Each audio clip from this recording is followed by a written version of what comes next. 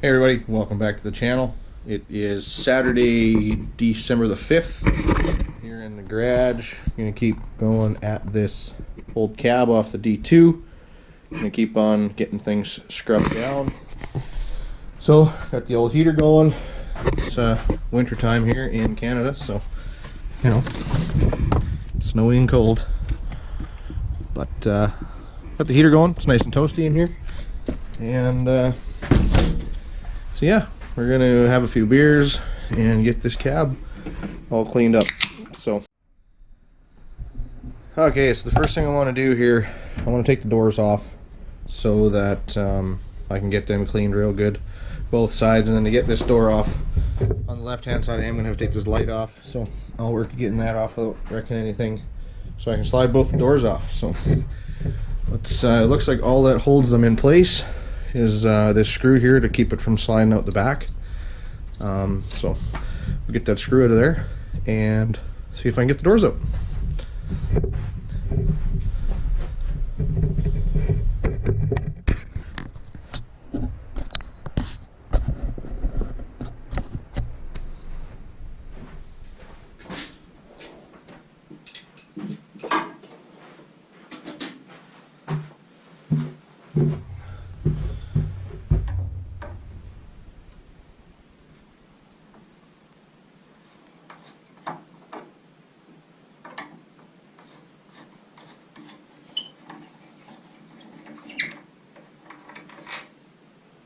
Bam.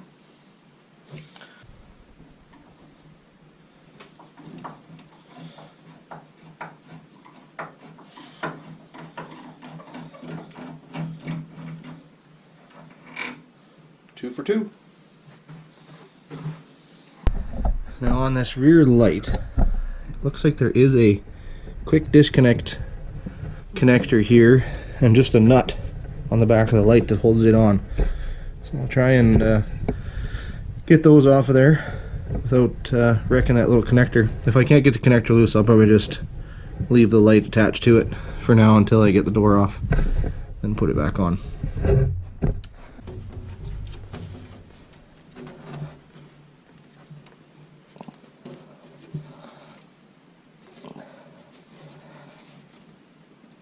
Ooh.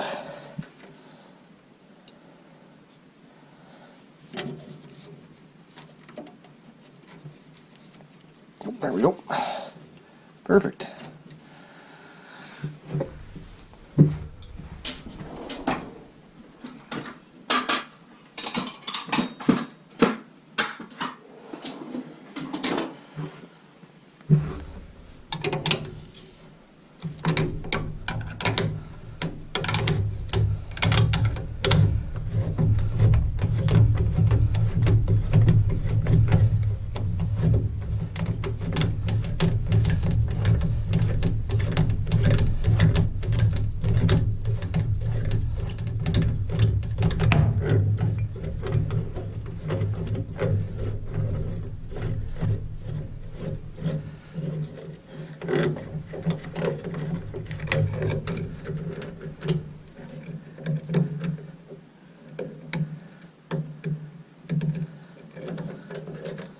There.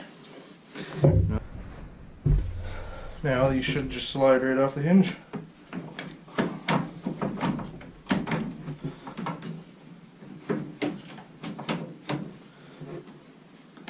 After I unlatch the door.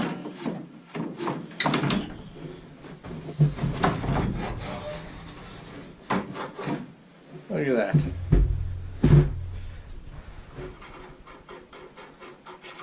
That's good.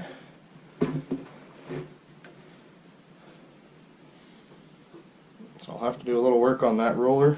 It's seized up right now, so it starts spinning again. But there's the door off.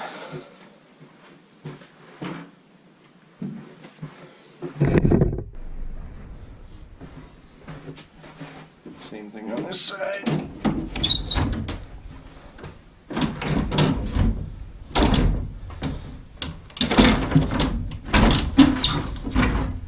Boom.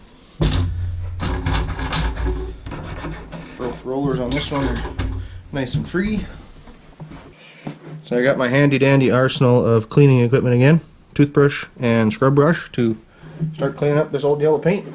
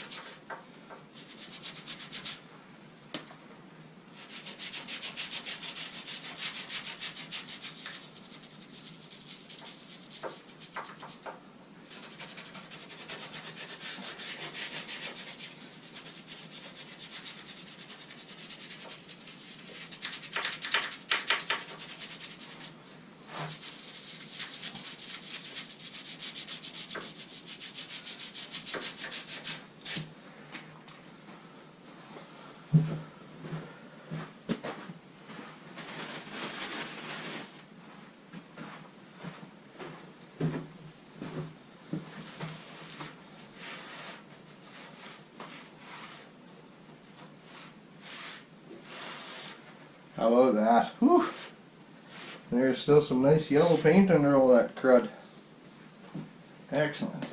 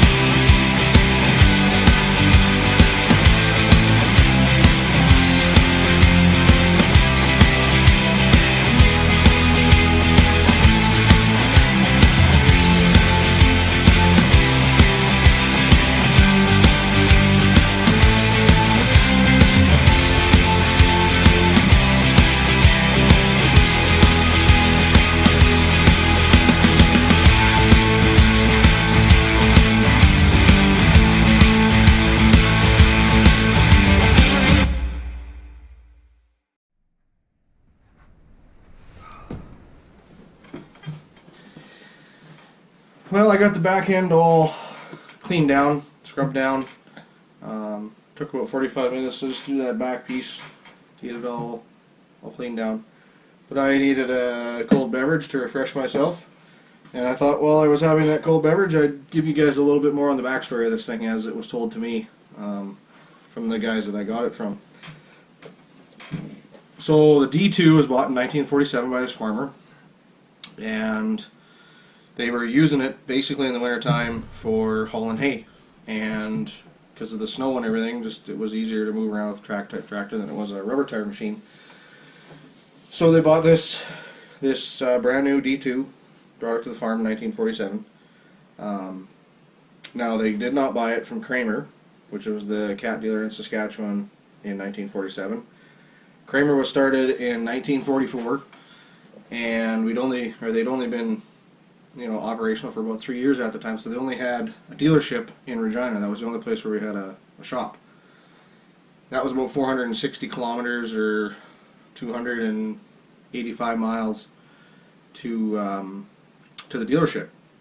So instead of buying it from Kramer in Saskatchewan here, they actually went down to Montana. They went to Havre, I think is how you pronounce it, Havre, Havre, Montana, and there was a cat dealer there. Now, according to my research, it should be a tractor and equipment company, because they became an authorized cat dealer in 1929.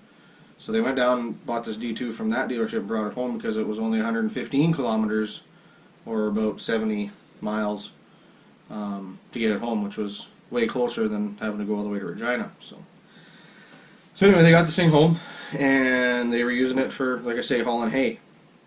Now,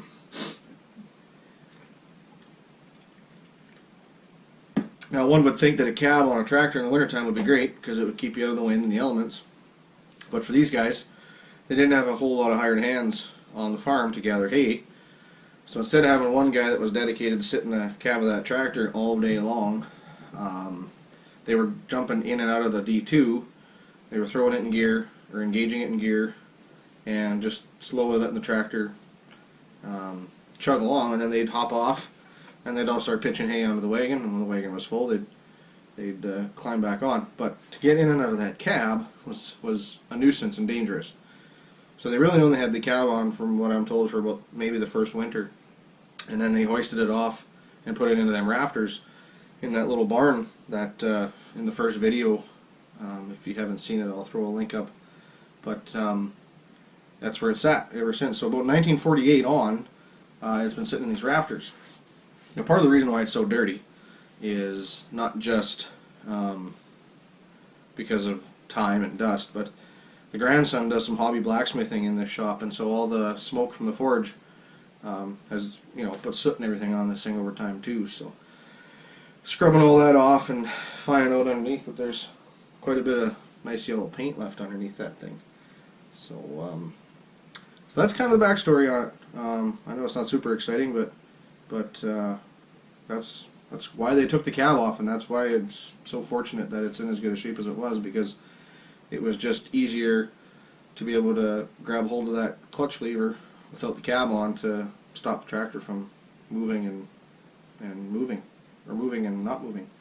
So they took it off and put it in the rafters, and so we got a cool little find here. So I'm going to keep scrubbing away. I'll keep giving you guys some updates as I scrub away here, but it's just a slow and steady process, and the end result, I hope, is going to be something worthwhile. So keep hanging out, and we'll catch you guys next time.